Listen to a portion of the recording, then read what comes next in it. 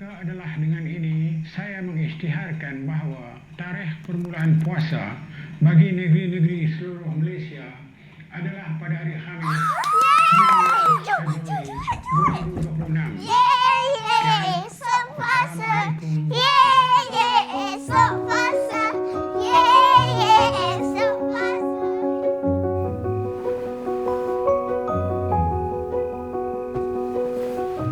Kak, jom Mami kita sahur.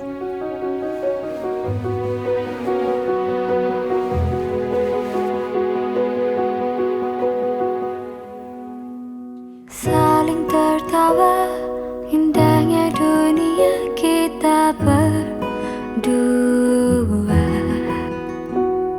Waktu berjalan. Bulan puasa kena minum banyak air tau. Dah habis makan belum? Terima kasih anak mama.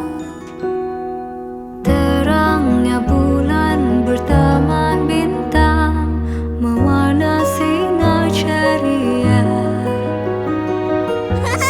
Sama kan?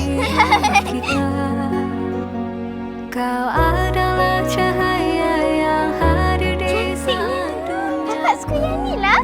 ragu. Kau hulurkan Ada sayang tu. Cantik, pandai adik pilih. Tada! Cantik tak? Cantik sangat. kita dua. Bestnya buka puasa kat luar. Jom. Wow. Makanlah. Jangan malu-malu. Okey, terima kasih Pakcik. Selamanya kita dua. Jom. Kita dua.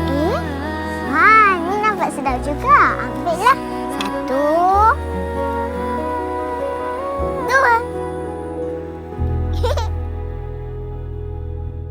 Tarikh Hari Raya Puasa bagi negeri-negeri seluruh Malaysia telah ditetapkan pada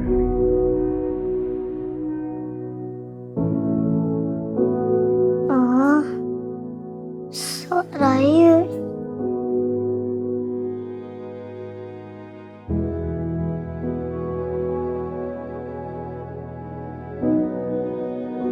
Alia, jom makan. Mama dah panggil. Bangun, Alia. Jom, mandi.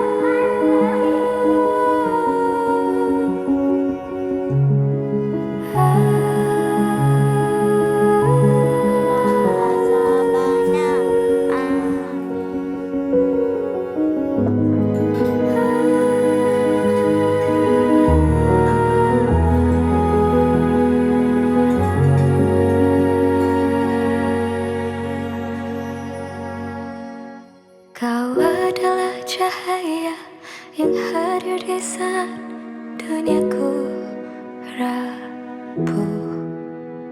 Kau hulurkan kasihmu, akan aku simpan dalam hidup.